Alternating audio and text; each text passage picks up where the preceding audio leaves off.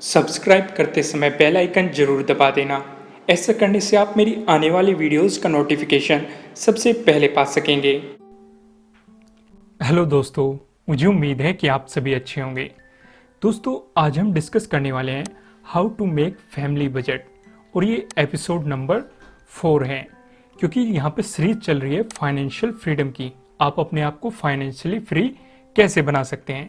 इसमें मैं आपको पहले 3 एपिसोड दे चुका। पहला एपिसोड था फाइनेंशियल फ्रीडम किसे कहते हैं, जो कि आपका समझना बहुत ही ज़्यादा ज़रूरी है। दूसरा एपिसोड था passive income ideas and how to create passive income, जहाँ पे मैंने आपको पैसिव इनकम के आइडियाज़ बताए थे और पैसिव इनकम को कैसे क्रिएट किया जाता है वो भी बताया था। तीसरे एपिसोड में मैंने समझाया था how to set life goals and achieve them. अगर आपने इन तीनों वीडियो को नहीं देखा तो इनके लिंक आपको नीचे डिस्क्रिप्शन में दिए गए हैं, वहाँ पे जाके आप इन्हें देख सकते हैं। इन्हें देख के ही आपको तभी ये वीडियो समझ में आएगी, क्योंकि इस सीरीज की अगर आप शुरू से वीडियो देखेंगे तभी आप फाइनेंशियल फ्रीडम सीरीज को अच्छे तरीके से समझ पाएंगे और अपने आप को फाइनेंशियली फ्री कर पाएंगे। आज हम डिस्कस करने वाले हैं how to make family budget. तो इसमें सबसे पहले हम जानते हैं अपनी नीड्स को। इसमें हम 3 चीज़ों को जानेंगे, जो है हमारी पहली नीड्स, क्योंकि अगर हम बजट तैयार कर रहे हैं तो उसमें कौन कौन सी चीज़ें आएगी वो चीज़ें पहले हमें पता होनी चाहिए। जो हमारी बेसिक ज़रूरतें होती है, जैसे आपने सुना होगा रोटी, कपड़ा और मकान, फूड, क्लोथ्स और हाउस। कुछ लोग रेंट पे रहते हैं, कुछ लोगों के पास अपना घर होता है पर लेकिन कुछ लोग रेंट पे रहते हैं। वहीं कुछ लोग अपना घर EMI पे खरीदते हैं। ठीक है, तो इसलिए हमारी ज़रूरतें हैं, क्योंकि हमारे उसी बिल में आएंगी। मेडिकल प्रॉब्लम भी हो सकती है हर मंथ किसी न किसी तरह की, और हमारे बहुत सारे बिल होते हैं, जैसे कि वाटर बिल हो सकता है, गैस बिल हो सकता है, मोबाइल बिल हो सकता है, कार बिल हो सकते हैं, पेट्रोल बिल, सर्विसेज, इसी तरह के मतलब जितने भी बिल है वो सारे बिल इसी के अंदर आ जाएंगे। हमारे लोन्स भी हो सकते हैं, EMI भी हो सकती है, हमने मतलब क्रेडिट कार्ड पे पैसे निकलवाए हैं वो भरने हैं, या फिर हमने घर के लिए लोन लिया है या फिर कार के लिए लोन लिया है, मतलब कुछ भी हो सकता है। हमें उन्हें EMI के रूप में भी पे करना है। लगभग हर फैमिली के पास कुछ न कुछ ये चीज़ें रहती हैं। फीस, यानी कि वो बच्चों की फ़ीस हो सकती है, खासकर बच्चों की होती है, और जब इंसान कमाना शुरू कर देता है तो डेफिनेटली उसकी शादी भी हो जाती है और बच्चे भी होते हैं, तो उसे फीस किसी न किसी रूप में देनी पड़ती है। चाहे वो ट्यूशन फ़ी हो सकती है, स्कूल फ़ी हो सकती है, किसी भी तरह की फ़ी होती है। हर परिवार में कोई ना कोई बच्चा ज़रूर होता है जिसकी फ़ी होती है। फिर जो लास्ट में आता है सेविंग्स, यानी कि जो फैमिली होती है वो कुछ ना कुछ सेविंग करने की कोशिश भी करती है अपने फ्यूचर के लिए, क्योंकि वो सोचते हैं कि कोई बड़ी मेडिकल प्रॉब्लम आ गई, वहाँ पे पैसे खर्च हो सकते हैं। अगर किसी बच्चे को कोई मतलब कोर्स कराना पड़ गया, टेक्निकल कोर्स कराना पड़ गया, तो वहाँ पे पैसे खर्च हो सकते हैं। या फिर कोई भी ज़रूरत की चीज़ें पूरे करने के लिए वो कुछ ना कुछ सेविंग ज़रूर करते हैं। तो ये तो है हमारी नीड्स, यानी कि ये तो हमें पूरी करनी ही करनी है, या हर परिवार करता ही करता है, यानी कि इनके बिना फैमिली बजट नहीं बन सकता। तो ये सारी चीज़ें तो हर कोई करता ही करता है, तो ये चीज़ें हम डिस्कस नहीं कर रहे। दूसरा, मैं आज आपको ये बिल्कुल भी नहीं बताना कि फूड कम खाओ, बाहर कम खाओ, ये कपड़े मत पहनो, सस्ता घर ले लो, इस तरह की मतलब बहुत सारी चीज़ें मैं आपको पहले बता चुका। आज मैं कुछ और ही चीज़ें डिस्कस करने वाला हूँ, तो इन सारी चीज़ों को आपको डिटेल में समझना है। जो हमारी नेक्स्ट आती है वो होती है विशेस और वांट, यानी कि हमारी कुछ विशेस होते हैं, कुछ ड्रीम्स होते हैं जिन्हें हम पूरा करना चाहते हैं। वो कुछ भी हो सकते हैं। हो सकता है एक्सपेंसिव मोबाइल, हम महंगे मोबाइल के खरीदने का हमारा शौक हो, या हम चाहते हो कि फ्यूचर में हमारे पास महंगे मोबाइल हो। कुछ लोग उसके लिए पैसे भी इकट्ठे करते हैं, जो सेविंग में उन्होंने इकट्ठे किए हैं उनसे इन्हें खरीद लेते हैं। क्या उनसे खरीदना ये सही है? वैसे सही नहीं होता। हम इसे आगे डिस्कस करेंगे आने वाली वीडियोज़ में, और यहाँ पे भी थोड़ा सा डिटेल में डिस्कस, मतलब ज़्यादा डिटेल में यहाँ पे डिस्कस नहीं कर पाने के। ठीक है, ये थोड़ा सा कॉमन चीज़ें हैं कि हमें अपनी सेविंग का किस तरीके से इस्तेमाल करना है, इन चीज़ों पे नहीं खरीदना। तो कुछ लोग चाहते हैं कि उनका अच्छा लाइफ स्टाइल हो, महंगे कपड़े पहने, या फिर महंगी से महंगी गाड़ी खरीदे, बाइक्स खरीदे, या फिर उनके घर में बड़ा टीवी हो, या वो टीवी को बार बार चेंज करते रहे। अदर इलेक्ट्रॉनिक्स कुछ भी हो सकते हैं, टीवी, फ्रिज, AC, मतलब जो भी चीज़ें घर में चाहिए वो मतलब इच्छा हो सकती है कि हमारे पास ये भी हो। कुछ लोगों को ट्रैवलिंग का शौक होता है कि वो फ्यूचर में फैमिली के साथ ट्रैवल करे या फिर फॉरेन ट्रैवल करे, किसी भी तरह के ट्रैवल हो सकते हैं। तो अभी हमने क्या चीज़ें समझी? अभी हमने दो चीज़ें समझी। पहली तो हमारी नीड्स क्या क्या हैं जो कि हर फैमिली की रिक्वायरमेंट होती है, चाहे वो पुअर हो, मिडिल हो या फिर रिच हो, ये तो होती ही होती है। दूसरा, पुअर यहाँ पे पीछे रह जाते हैं, मतलब विशेष उनकी भी होती है कि हमारे पास ये हो, ये वे हो। मिडिल क्लास यहाँ पे अपनी सेविंग खर्च कर देते हैं, जो कि नहीं करनी चाहिए। इन चीज़ों को पूरी करने के इनके बजाय क्या करना चाहिए, हम थोड़ा सा डिटेल में डिस्कस करेंगे आगे आने वाली वीडियो में। जो हमारी तीसरी चीज़ आती है वो है ओवर स्पेंडिंग। ठीक है, देखो मैं ये कहूँगा आपको कि इन दो तक सही है। नीड्स तो कंपलसरी है जो कि हमें पूरी करनी ही करनी है। विशेष और वांट तक भी सही है, मतलब ये भी निभ जाता है, क्योंकि हर किसी की इच्छा होती है। इंसान कमाता ही इसलिए है ताकि वो अपनी ड्रीम्स पूरे कर सके। पर लेकिन जो ये तीसरी चीज़ है ओवर स्पेंडिंग, ये मैं कभी भी सजेस्ट नहीं करता। ये अच्छी चीज़ नहीं है। इसमें लोग क्या करते हैं, अपने आप को किसी दूसरे को अमीर दिखाने के लिए बहुत ज़्यादा पैसा खर्च कर देते हैं, और ऐसा बिल्कुल भी नहीं करना चाहिए।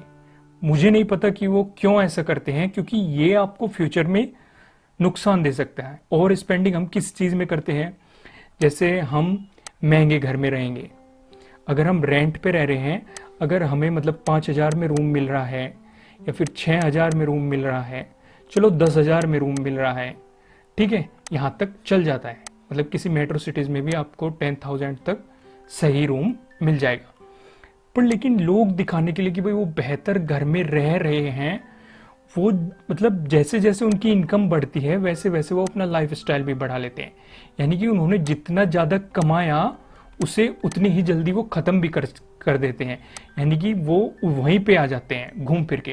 क्योंकि अगर वो 10,000 रुपये के घर में रह रहे हैं पर मंथ, किसी भी मेट्रो सिटी में आपको ये आराम से मिल जाएगा। नहीं तो 5 to 10 के अंदर आपको अच्छे, मतलब मैं 10 से ज़्यादा सजेस्ट बिल्कुल भी नहीं करता।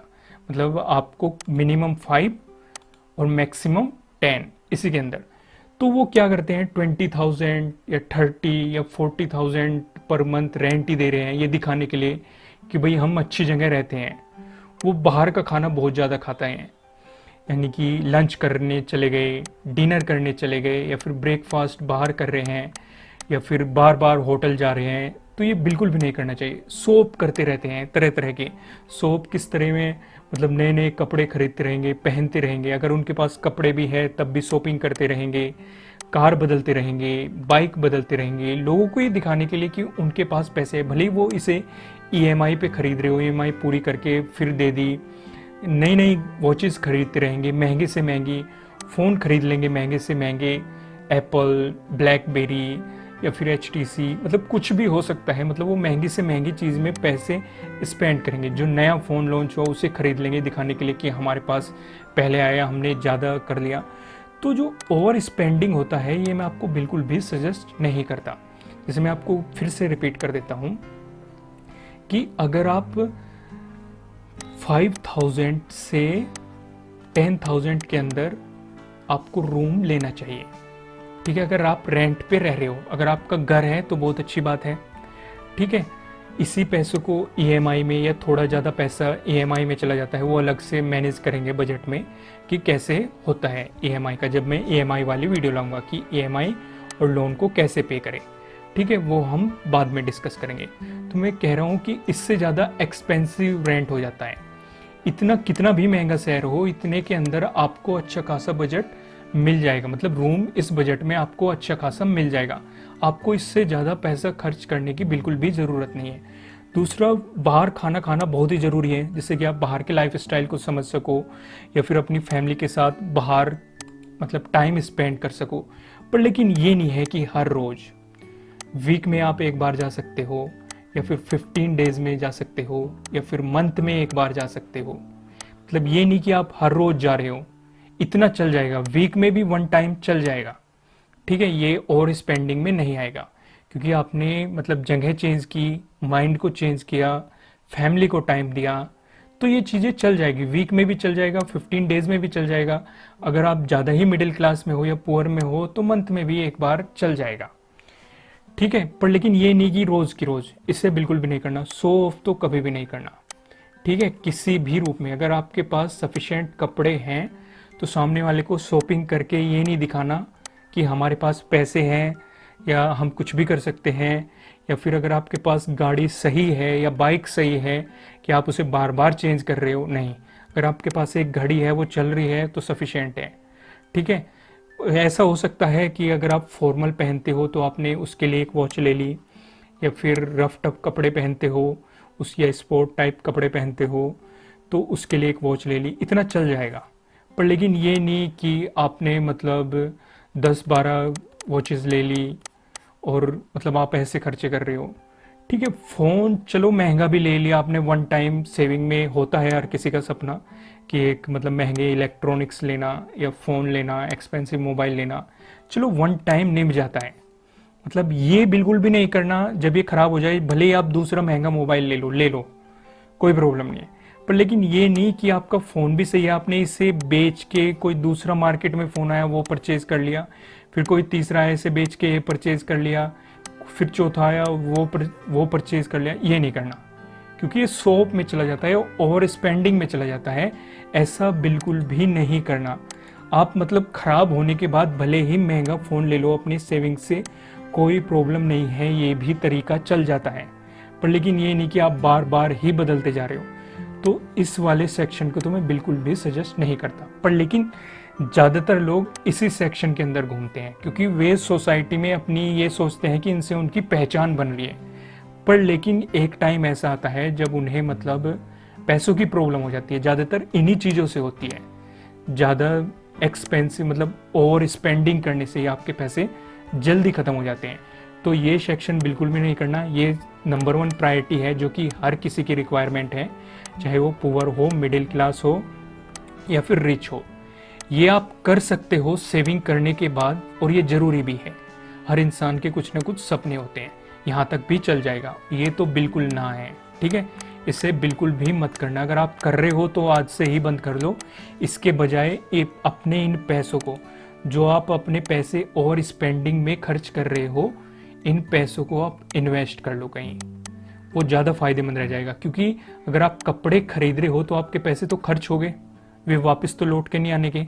अगर आपने 10,000 रुपीज़ खर्च किए शॉपिंग में, मान लेते हैं आज, तो ये 10,000 रुपीज़ तो खर्च हो गए। क्योंकि अगर आप इन्हें बेचने भी जाओगे तब भी ये 10,000 तो आपको मिलने के नहीं वापस, भले ही कम मिल जाएंगे या फिर आप वैसे ही इन्हें फेंक दोगे। तो इससे बढ़िया ये सोचो कि 10,000 रुपये तो आपके ख़त्म ही हो गए, इन्हें शेयर मार्केट में लगा लो या फिर एफडी करा लो या कहीं सेविंग अकाउंट में रख लो। सेविंग अकाउंट भी सजेस्ट नहीं करता, मैंने इस पर आपको वीडियो प्रोवाइड करा रखी है फाइनेंशियल फ्रीडम पे। तो मेरा कहने का मतलब है इन्हें कहीं इन्वेस्ट कर लो, क्योंकि ये खर्च तो आप कर ही चुके। और स्पेंडिंग की बजाय मैं सजेस्ट करूंगा कि आप इन्वेस्ट कर लो, ठीक है। इसमें हमने बहुत ज़्यादा टाइम स्पेंड कर लिया, हम थोड़ा सा आगे बढ़ते हैं। मैं आपको समझाता हूँ कि फैमिली बजट कैसे बनाते हैं। उससे पहले मैं आपको ये कहूँगा कि इस वीडियो को लाइक ज़रूर कर देना। अगर आप यहाँ तक आ गए तो डेफिनेटली आपको वीडियो पसंद आ रही है, तो अपना लाइक ज़रूर कर दो इसे, ठीक है। उससे मुझे भी लगेगा कि आपको पसंद आ रही है। तो हम अब जब बनाते हैं फैमिली बजट, तो how to make a family budget, यहाँ पे मैं आपको ये बिल्कुल भी नहीं बताऊंगा कि खाना इतने रुपए का ये खाना है या फिर बिल इतने ही रुपए के पे करने हैं, क्योंकि अब आप मैच्योर हो चुके हैं, ये चीज़ें समझ सकते हो। मैं पहले भी इन पे वीडियो बना चुका कि सेविंग कैसे करनी है, तो वे सारी चीज़ें मैं बार बार डिस्कस नहीं करने का। मैं आपको कुछ और चीज़ें डिस्कस करेंगे। तो आज हम डिस्कस करने वाले हैं 50-30-20 थंब रूल, ठीक है। इसका मतलब क्या होता है, यानी कि जो आप कमाते हो उसका 50% आप अपनी नीड्स पे खर्च करोगे। और नीड्स मैंने आपको बताई थी, नीड्स क्या थी, जो कि जरूरी होती हैं आपके लिए, हर किसी के लिए ज़रूरी होती हैं। फिर जो आप 30% हैं वो आप अपनी विशेस और वांट पे खर्च करोगे। यानी कि अगर आपको फ़ोन चेंज करना है, एक्सपेंसिव फ़ोन लेने हैं, या फिर क्लॉथ, गाड़ी या अदर इलेक्ट्रॉनिक्स, तो आप अपनी इनकम का 30% खर्च कर सकते हो। तीसरा जो ये 20% है ये आपको करना है इन्वेस्ट।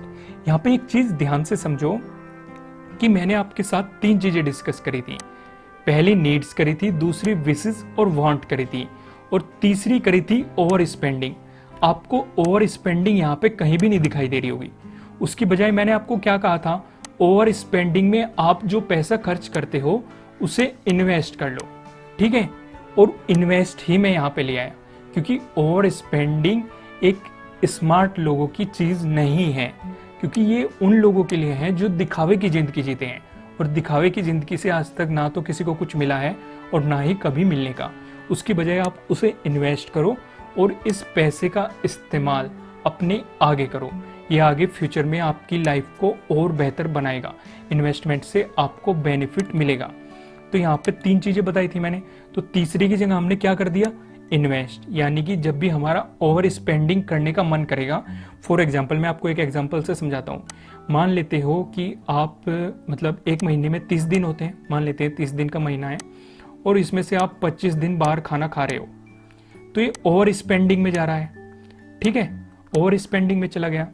तो इसके बजाय मैं सजेस्ट करूंगा कि आप 10 दिन ही बाहर खा लो, तो आपके 15 दिन का पैसा बचा, और इस 15 दिन के पैसे को इन्वेस्ट कर लो।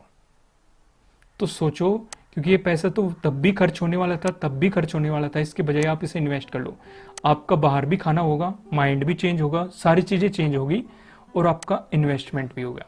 तो ओवर स्पेंडिंग से बचना है, बहुत ज्यादा से ज्यादा बचना है, क्योंकि आपके आसपास बहुत सारे लोग ओवर स्पेंडिंग कर रहे होंगे, और उन्हें ही ये दिखाने के लिए कि हम भी खर्चे करते हैं, तो हम भी उन्हीं की तरफ चल पड़ते हैं, और उस वजह से हमारे पैसे खर्च हो जाते हैं, और हमारी सेविंग डिस्ट्रॉय हो जाती है, और हमारा कुछ इन्वेस्टमेंट नहीं हो पाता फ्यूचर के लिए। तो आपको ओवर स्पेंडिंग की जगह क्या करना है, इन्वेस्ट करना है, ठीक है। हम एक एग्जाम्पल से समझते हैं। ये मान लेते हैं आप 50,000 रुपये कमाते हो। यहाँ पे मैं 50,000 का जैसे एक एग्जाम्पल ले रहा हूँ। अगर आप 20,000 रुपये कमाते हो, तो आप उसी हिसाब से अपने 50, 30 या 20 में डिवाइड कर सकते हो। अगर आप 30,000 कमाते हो, 40,000 कमाते हो, या फिर 1,00,000 कमाते हो, कुछ भी कमाते हो, आपको उसे 50, 30 और 20 में डिवाइड कर देना है। यहाँ पे मैं जस्ट एक एग्जाम्पल ले रहा हूँ, कितने का, 50,000 का। तो 50,000 का 50% 25,000 रुपये, जो कि हमें नीड्स पे खर्च करना है। नीड्स में मैंने रोटी, कपड़ा, मकान, बिल्स, फीस ये बताए थे। इतने रुपए में आराम से मिडिल क्लास बहुत ही मजे से मैनेज कर लेती है, ठीक है। इस चीज को ध्यान से समझो। अगर आप मैनेज नहीं होता तो उसका भी तरीका मैं आपको बताऊंगा। दूसरा, 15,000 रुपये आपको अपनी विशेस और वांट पे खर्च करनी है, क्योंकि 30% यही होता है 15,000 रुपये, और 10,000 रुपये आपको इन्वेस्ट करने हैं। अब यहाँ पे एक ट्रिक समझो। ट्रिक क्या है, सपोज करो आप ये सोच रहे हो कि 25,000 में तो हमारा घर चलेगा ही नहीं, मतलब कुछ के जरूरी खर्चे हो जाते हैं सोसाइटी के अकॉर्डिंग, जिस सोसाइटी में रह रहे हैं, या तो आप सोसाइटी चेंज करो। अगर आप चाहते हो कि सोसाइटी भी ना चेंज हो, तो आप अपनी विशेस और वांट को कम कर लो। इसका पैसा मतलब इन्वेस्टमेंट का पैसा तो छेड़ना ही नहीं है। कुछ लोग क्या करते हैं कि वो उनकी नीड्स ज़्यादा होती हैं, और तो वे विशेस और वांट में से पैसे नहीं निकालते, वे अपनी इन्वेस्टमेंट से पैसे निकाल के अपनी नीड्स को पूरी कर लेते हैं। पर लेकिन यहाँ पे करना क्या है, हमें विशेस और वांट में से पैसे निकालने हैं, ना कि इन्वेस्टमेंट से। इन्वेस्टमेंट से हमें कोई पैसा नहीं निकालना। इन्वेस्टमेंट आपकी जो भी सैलरी है उसका 20% पहले ही निकाला और वो इन्वेस्ट कर दिया, ठीक है। बाकी सारी चीज़ों में आप अपना एडजस्टमेंट करो, अपनी नीड्स को एडजस्ट करो, अपनी विशेस और वांट को एडजस्ट करो। इस चीज़ को अच्छे तरीके से समझ लो। इन्वेस्टमेंट को हमें बिल्कुल भी नहीं छेड़ना। और यहाँ पे एक चीज़ और मैं जो आपको हर वीडियो में लगभग बता देता हूँ, वो ये है, इन्वेस्ट वहाँ पे करना है जहाँ पे आपको 7% से ज़्यादा रिटर्न मिल रहा हो। अगर मतलब अपने इन्वेस्टमेंट को आप तेज़ी से टाइम के साथ बढ़ाना चाहते हो, ऐसे बहुत सारे तरीके हैं। आप अपने इंटरनेट पे रिसर्च करो, या फिर किसी इन्वेस्टर से सलाह लो कि 7% से ज़्यादा हमें कहाँ रिटर्न मिल सकता है, तो हमें सिर्फ वहीं पे इन्वेस्ट करना है, ठीक है। इस चीज़ का बिल्कुल ध्यान रखना। अगर 7% से आपको कम रिटर्न मिल रहा है, वहाँ पे इन्वेस्टमेंट गलती से भी मत करना। अपनी वो सोर्स ढूंढो जहाँ से आपको 7% का रिटर्न मिल रहा है। दूसरा, मैं आपको फिर से समझा रहा हूँ, ओवर स्पेंडिंग में हमें कुछ भी खर्चा नहीं करना। कभी कभी हमें समय के अनुसार ओवर स्पेंडिंग करनी पड़ जाती है, वो चीज़ चल जाएगी, पर लेकिन वो कभी कभी, हर रोज नहीं, या हर महीने नहीं, या हर साल नहीं, वो कभी कभी कुछ ऐसी सिचुएशन आ जाती है, हम जिस सोसाइटी में रहते हैं उस सोसाइटी के अकॉर्डिंग कभी कभी हमें और स्पेंडिंग के फैसले लेने पड़ जाते हैं। वो चल जाएगा, पर लेकिन हर रोज नहीं लेना। तो इस चीज़ को आप अच्छी तरीके से समझ गए होंगे।